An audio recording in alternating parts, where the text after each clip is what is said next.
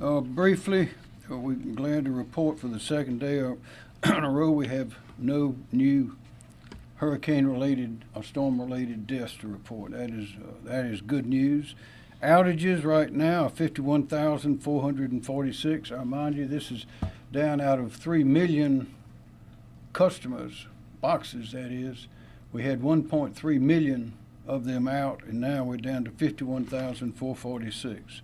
Number of troops out there helping, assisting, are still at above 1,000. The rivers are diminishing now. They're in the low countries and somewhat in the Midlands where they're still high, but they'll be going down. And we are, of course, grieve along and condolences to those who have lost those loved ones and neighbors. And we hope that that number does not get any larger. We're making progress in adding additional counties to FEMA's individual and public assistance programs. Since Saturday, we've added Allendale, McCormick, Hampton, York, Jasper, and the tribal members of the Catawba Indian Nation to the individual and public assistance lists. So here are the complete listings as of today. Excuse me, for individual assistance, there are 23 counties, individual assistance. And of course, you know how to apply for that. They are Abbeville, Aiken, Allendale, Anderson, Bamberg, Barnwell, Cherokee, Edgefield, Greenville, Greenwood, Hampton, Jasper, Lawrence, Lexington, McCormick, Newberry, Oconee, Pickens, Richland, Saluna, Spartanburg, Union, and York, and the Catawba Indian Nation. That's individual assistance. That's 23 counties. There are 23 for public assistance. That's government to government. 29. They are Abbeville, Aiken, Allendale, Anderson, Bamberg, Barnwell, Calhoun, Cherokee, Chester, Colleton, Edgefield, Fairfield, Greenville, Greenwood, Hampton, Jasper, Lawrence, Lexington, McCormick, Newberry, Oconee, Orangeburg, Pickens, Richland, Saluda, Spartanburg, Union, Williamsburg, York, and the Catawba Indian Nation. Our state and local partners are actively conducting damage assessments across the state and are still working to add additional counties. And I need to point out, we have FEMA people working with us. Of course, our National Guard is all over the place, as well as the State Guard. But remember, it will be the contractors as well as the National Guard and the power companies themselves that you will see moving things around with trucks and tractors and those chainsaws, those sorts of things. What FEMA does is essentially act as a bank, providing assessments and providing funds for things to be done and attempting to reimburse those people in those counties through these and other programs.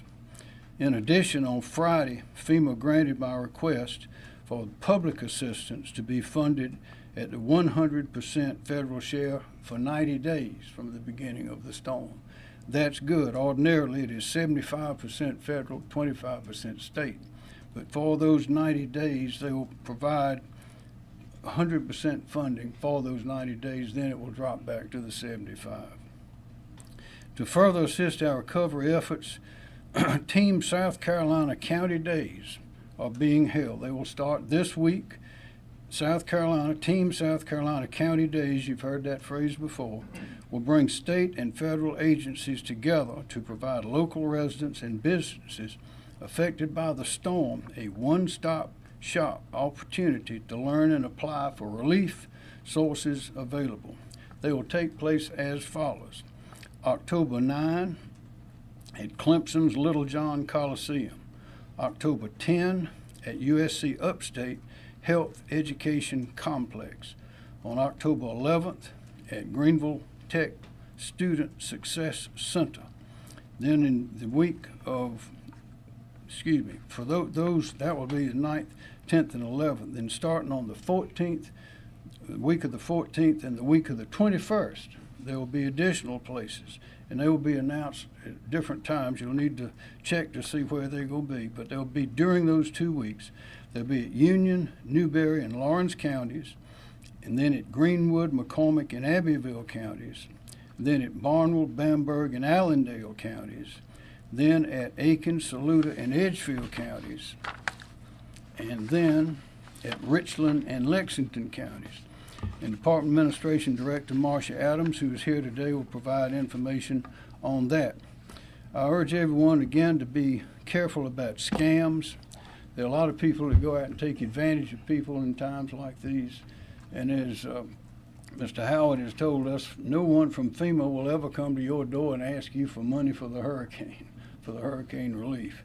And you need to be very careful when people approach you. And also, if there's any evidence that chainsaws or any sort of product or service being offered at a very high price to someone who's in dire need, as they will be now, that is called price gouging.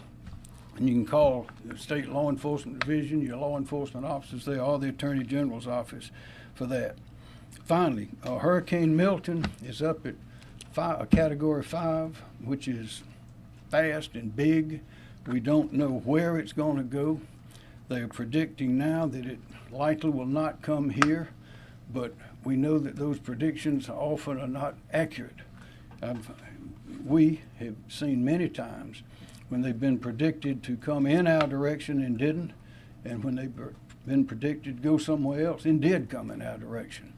So we'll be keeping you up to date on that, but in the meantime, we are still concentrating on the damage and the needs of our people under the present circumstances, but we are mindful that we may have to remobilize or stay mobilized in the event of this other hurricane. So we'll have questions at the end, and I will now call on John Quagliarello of the National Weather Service for his report. Thank you, Governor. John Quagliarello with the National Weather Service. Like the Governor had mentioned, although we're still working to recover from Helene, we need to look forward also to any potential threats from Hurricane Milton. Milton rapidly intensified this morning and is now a powerful Category 5 hurricane. Wind speeds are up to 175 miles per hour, and it's located just west of the Yucatan Peninsula in the Gulf of Mexico. Although fluctuations in intensity are expected, Milton is forecast to remain an extremely dangerous hurricane through landfall along the west coast of Florida sometime late Wednesday.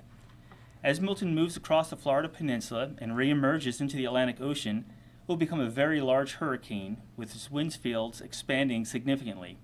While the forecast appears to keep the center of Milton well south and east of South Carolina, please be aware that its impacts will extend several hundred miles from its center. So again, it's not necessarily coming to South Carolina, but its impacts certainly will extend into the state.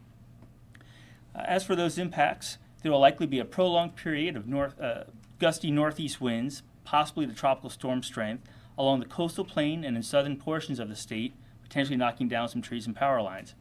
These prolonged northeast winds will cause tide levels to increase beginning Wednesday, where minor coastal flooding is possible across central and southern portions of the coast. On Thursday, major coastal flooding is possible in Charleston and other portions of the central and southern South Carolina coast with the afternoon high tide. The coastal flooding threat will continue to increase through Thursday evening, and tide levels may once again peak in the major flood category Thursday night. Lesser impacts are expected farther north into the Grand Strand. Rainfall will be highly track dependent, but several inches of rain could lead to localized flash flooding across southern portions of the state, even inland from the coast. This should have minimal impact on area rivers, which are now all below major flood stage and continue to fall. And we urge residents and visitors to continue to monitor trusted sources for the latest forecast on Hurricane Milton. You can get the latest forecast and preparedness information from the National Hurricane Center at hurricanes.gov. Thank you, Governor. Thanks, sir. Director Andrew Bateman, Office of Regulatory Staff. Thank you, Mr. Governor. Andrew Bateman, the South Carolina Office of Regulatory Staff. Currently, as Governor Master mentioned, the state is at 51,446 outages. The top three counties remain Greenville at 11,067, Spartanburg at 9,316, and Aiken at 7,758. We continue to be in close communication with utilities, and as both the governor and John mentioned, are keeping a close eye on Hurricane Milton. I've talked with utilities beginning late last week, and they are already strategically staging assets in anticipation of any impacts from Hurricane Milton. Thank you, Mr. Governor. Thanks, sir. Kim Stinson, Emergency Management Division. Thank you, sir. Based on the current condition, as we clean up from Hurricane Helene, the State Emergency Operations Center has moved to operating condition 2, which is an enhanced level of operations just below operating condition 1, which is our highest level of readiness. However, we are prepared to return to OPCON 1 in response to Hurricane Milton if that becomes necessary. Currently, the top State Emergency Operations Center priorities are completing clearing roadways, completing power registration, shelter operations, food and water distribution, and very importantly, transition to recovery. EMD continues to have several of our regional personnel deployed to assist local authorities, and we also coordinate very closely with the county emergency management officials. Currently, right now, there are 13 county emergency management centers that are operational, but there's 33 counties here in South Carolina that are at steady state operations. The county operational focus is similar to us in terms of road clearing, power restorations, sheltering, food and water distribution, and transition to the recovery piece. We've got some updated damage assessment information, and this is not the final count, but it's what we got right now. Is on the residential side, we have 29 counties reporting over 5,200 damaged homes, of which over 300 are destroyed and over 1,700 with major damage. The counties with the highest number of damaged homes are Aiken with over 1,300, Spartanburg with 700, and Greenville with over 700. 16 counties are reporting over 160 businesses with some level of damage. And then the public assistance costs, that's the debris, infrastructure damage, and emergency protective measure costs, are being reported by 38 counties for a total of over $250 million.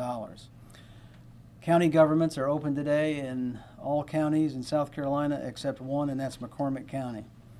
In the logistics area, we have actioned over 1,000 logistics requests, of which 700 have been closed out, with the remaining in progress. The most requests are for water, shelf-stable meals, fuel, and point of distribution support. Currently today, there are 6 points of distribution to issue food and water, primarily in the upstate. However, we expect those to close later this week. So far, we have distributed over 800,000 meals, 1.3 million liters of bottled water, and over 3,500 tarps. Under the Emergency Management Assistance Compact, we have received resources from several states, including Colorado, Delaware, Louisiana, Massachusetts, Minnesota, Mississippi, and New York. And that assistance has been ranging from anywhere from search and rescue teams to emergency operations support. The governor's already gone over the federal assistance on the individual assistance side, and that's to assist individuals and families from recovering from this storm. And he's also covered the public assistance, which again is reimbursements for debris, emergency protective measures, and repair or replacement of government facilities.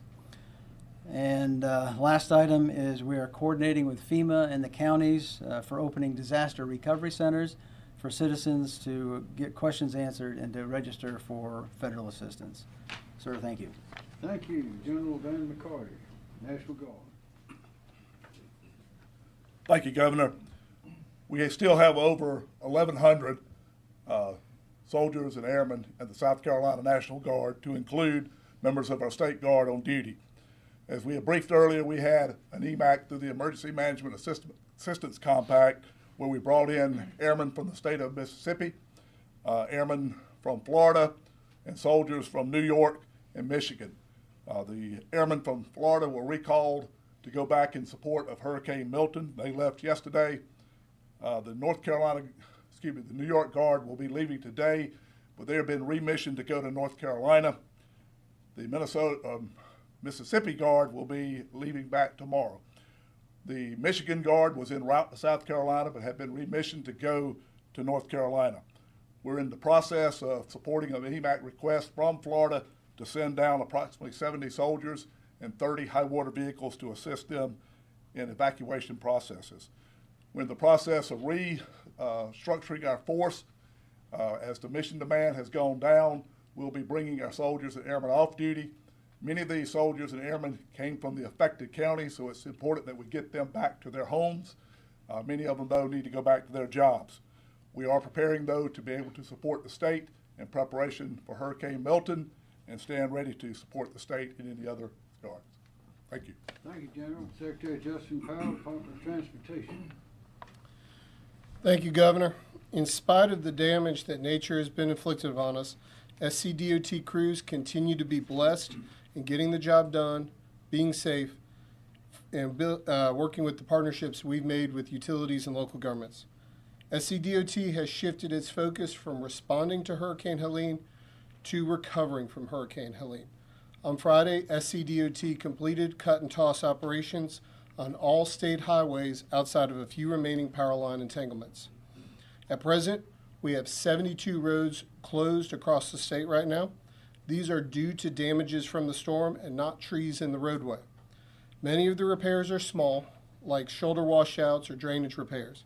We are assessing damages and quickly mobilizing either our own forces or contractors to make the repairs. There are larger repairs, however. A contractor is already under contract to repair US 76 at Caesars Head in Greenville County. This action was funded by $2 million in quick release Federal Highway Administration emergency relief funds. I've been in touch regularly with Acting Federal Highway Administrator Kristen White, and she is committed to assisting us through the recovery. We have identified 4 bridges that will require replacement as a result of the storm, and we're working to get those under contract as quickly as possible.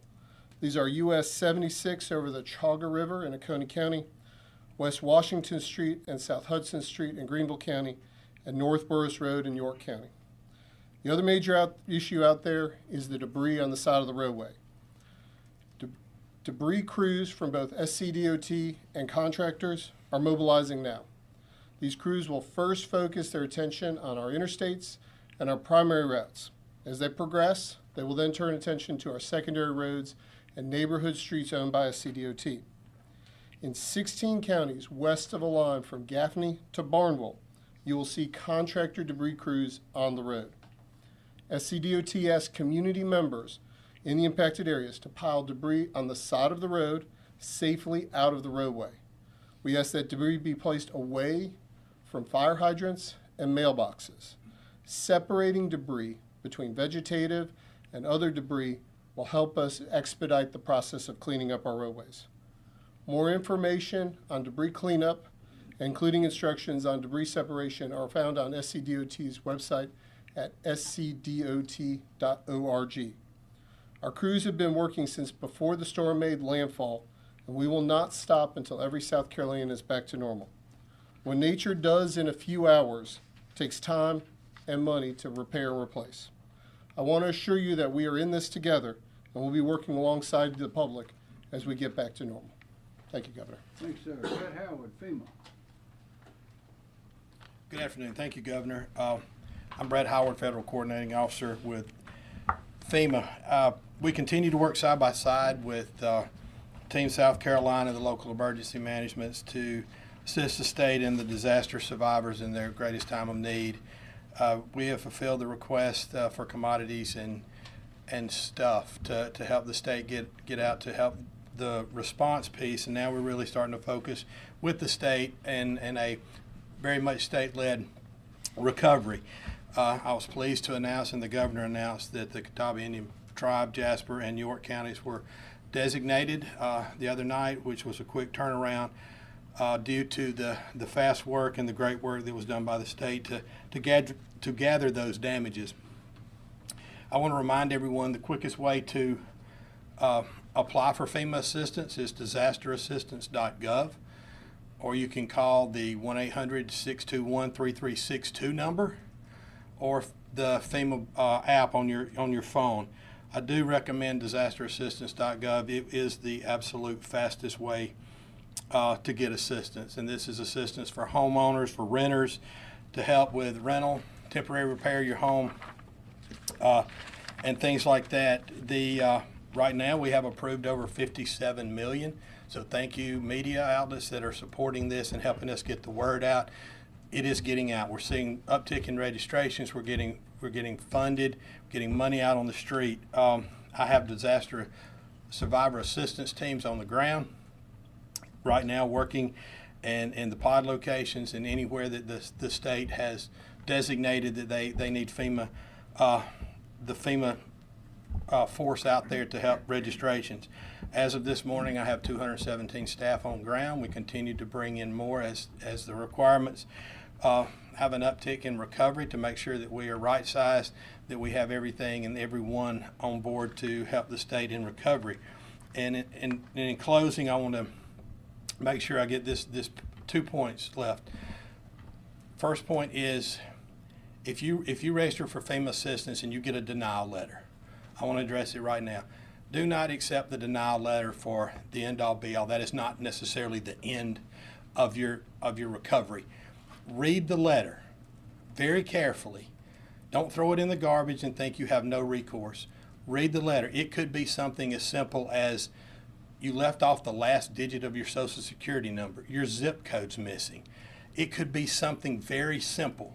And so we need information. If you have a question, pick the phone up, call that number, 1-800-621-3362. Call us. We will work with you through this situation. It could be something, it could be a documentation that we need or anything like that. So please call us. Don't accept that no. Read, find out what it is, and then call and we'll help you.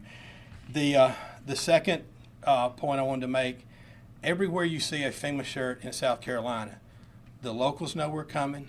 The state has sent us there. We are not out and about anywhere that's not coordinated with these agencies and the counties. We don't freelance. They know we're coming. They know where we're supposed to be, and we are achieving the mission we were sent there to do. I just wanted to make sure that everybody understand that, especially when the governor raised the point about fraud and things like that. If somebody approaches you, if they don't have a FEMA badge on, and they're not us. We don't ask for money. We don't ask for resources. We are there to help. We bring you the money and the resources. So thank you, Governor. One more time, that number 1-800 what? 621-3362 or 1-800-621-FEMA. Okay, thank you. Yes, sir. All right, Marcia Adams, Department of Administration. Yes, sir, Governor. Good afternoon. As the governor announced today, Team South Carolina County Days will begin this week. It is designed to be a one-stop shop where state and federal partners and nonprofits come together to offer citizens disaster relief assistance. During these events, officials from FEMA will be taking applications for individual assistance. Officials from the Small Business Administration will provide information about disaster loans for businesses affected by Tropical Storm Helene. Officials from the South Carolina Office of Resilience will provide case managers to assist citizens with applying for disaster relief, and we'll have many other state agencies there that will be offering an array of services and information such as mental health assistance, safety and health information and services, environmental services, and information and services for seniors, veterans, and children, and information concerning insurance and unemployment benefits. In addition, representatives from several nonprofits will be present to lend assistance with relief needs. Again, as the governor announced, this week's locations will be in the upstate, Wednesday, October 9th from 10 a.m. to 4 p.m. in Clemson-Littlejohn, serving Pickens, Anderson, and Oconee counties.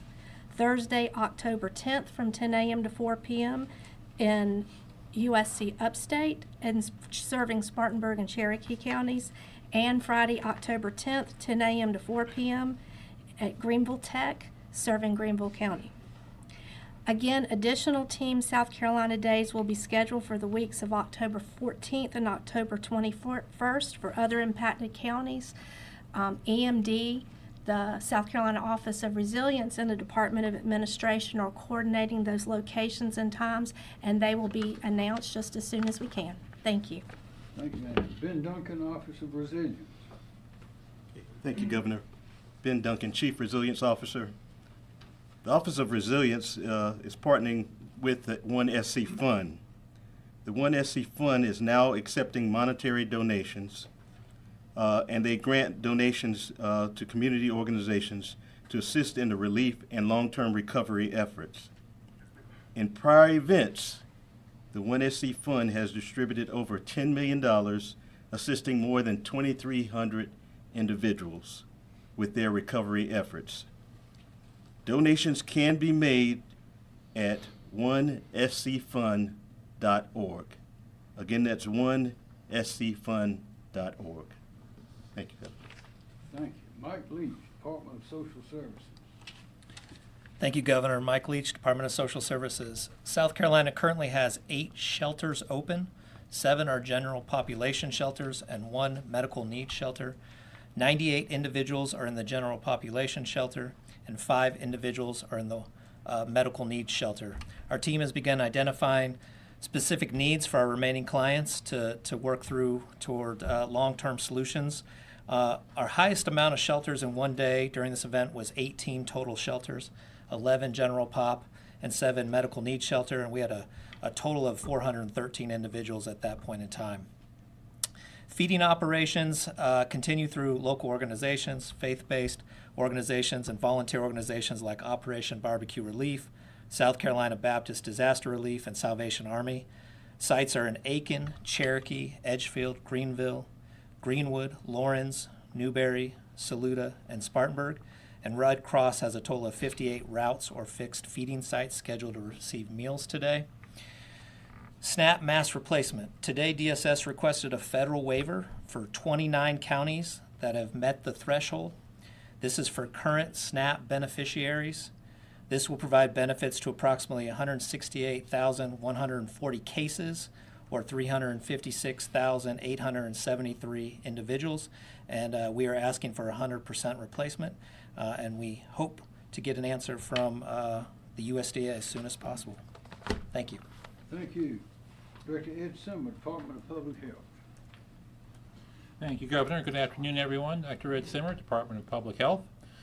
We continue to make good progress with our medical facilities. We only have 2 left that are on generator power, and we're hoping to have both of them back to regular power this week, so our medical facilities are largely functioning normally. We continue to focus on medical needs across the state. For those who need oxygen bottles, we continue to have oxygen bottles available through our county partners.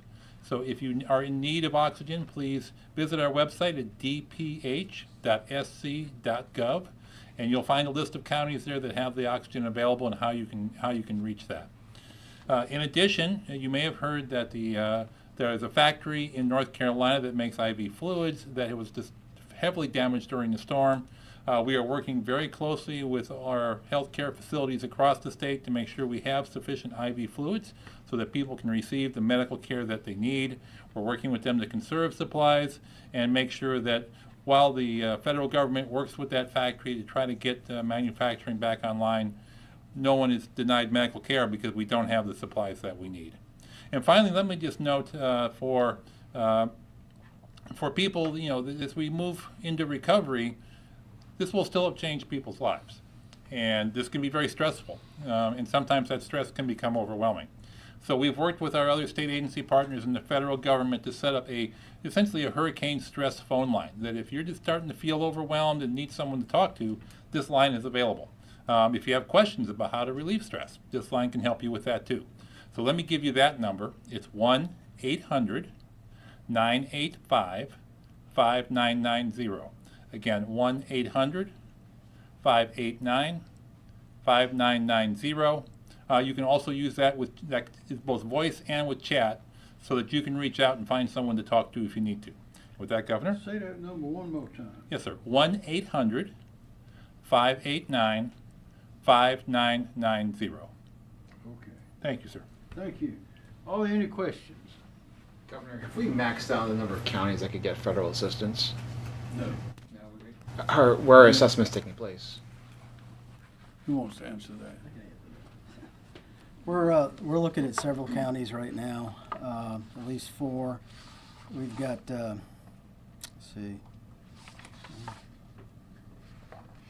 I guess I don't have them on my list, but we're looking at, I know Chester is one of them, Beaufort possibly, and there's 2 others, but I don't seem to have, oh, wait a minute, Chester, Colleton, Fairfield, and Orangeburg, and then possibly Beaufort. Next question. This is for a FEMA question. And just in case somebody does get a denial letter and in fact they are denied, where do you point them for the next step? Call us back if they don't understand why. Get back on the phone, 1-800-621-FEMA. We're in the process of working with the state to set up disaster recovery centers, in which we will have FEMA staff. There'll be state agencies there too that they can come in and sit down and work with us and work through it. And the state will be at some point. I don't want to speak for where and when, but at some point here in the near future, those centers will start opening, and we'll be able to point people there if you have questions or need help with your registration. All right. Question? Governor, can I say something real quick? Yes, sir. The last time I gave you the phone number, I transposed 2 numbers, so I apologize. No. So let me give you the right number. So the number is 1-800-985-5990. Again, 800-985-5990. Thank you, sir. You actually transposed it twice. Now you reposed Well, it. All right. Thank you very much. Governor, for those who may need assistance, the Office of Resilience will have disaster case managers at these DRCs, at the disaster sites, to assist them. If they've been denied, we will help them appeal. If they need other assistance, we'll be there to assist them also. Any more questions? Yes, sir. Governor, Senator Graham on Thursday was in Aiken talking about the federal disaster package. He was putting out the number $150 billion. Do you have any sense at this point what the state might need in terms of recovery when this is all over, or are we still assessing that? We're still assessing, but it's going to be a big number. We know that. Question? Oh, go ahead, Governor. Secretary Powell, I know this is the next thing folks are going to start to get a little antsy about, but with the debris removal, do y'all have any estimate at this point of how much debris there is to be picked up, and then an estimate on how long it might be sitting in front of folks' homes before it's all picked up? Sure. So, based on the decision to activate the debris contractors was based on our visual assessment of the amount of debris we have on the roads. We're working with the Army Corps of Engineers to get a more precise estimate, but we didn't want to wait. And so we started getting folks out there. I would say it's going to be a number of weeks before that debris has been removed, and it'll be really based on the pace. I think we're incentivized, based, as the governor said earlier, that we have that 90-day window from FEMA. So I want to make sure that we're completed really before that 90-day period to protect the state's taxpayers' dollars. Question? Yes. Will the state be sending any resources to the western part of North Carolina that currently need help? To the western part of North Carolina? Yes, ma'am. When we finish what we're doing here and anything we have available, we will send if we don't need it here. But our first obligation is to our state. Governor, we currently have. Come on. We currently have 5 helicopters that were EMAC to North Carolina earlier in the operation. Many of those, in coordination with the State Fire Marshal Office, did search and recovery, search and rescue, and we're very successful in that with our forces there. But we also have our heavier lift helicopters, the CH-47 Chinooks, and they were running almost continuous missions into North Carolina carrying water and food. Now that has somewhat ceased, but we will continue to assess what we have the capacity to support in North Carolina and do what we can to serve their needs. Yes. Question for Director Bateman. Yes, sir. You spoke about pre-positioning for Hurricane Milton. Where are electric crews pre-positioning? Are they moving towards Georgia and Florida? So the pre-positioning in South Carolina is in the Low Country, Charleston to Beaufort area. There are a limited number of crews that were from Florida and not in Dominion restoration, but in the Duke restoration and the co-op restoration, that are actually going to be recalled back to Florida. I've had a number of conversations with Duke personnel and co-op personnel, and they don't anticipate that to impact the restoration efforts. Another question? Yes. Can I add to the question about Western Carolina? Team South Carolina is helping out with our North Carolina neighbors with our search and rescue teams. Now that search and rescue missions have been completed in South Carolina Task Force 1 and pieces of our incident management team are currently in Western Carolina helping out. We still have our regional teams here as we watch Hurricane Milton and can quickly regroup and respond to South Carolina's needs, but for now we are in Western Carolina.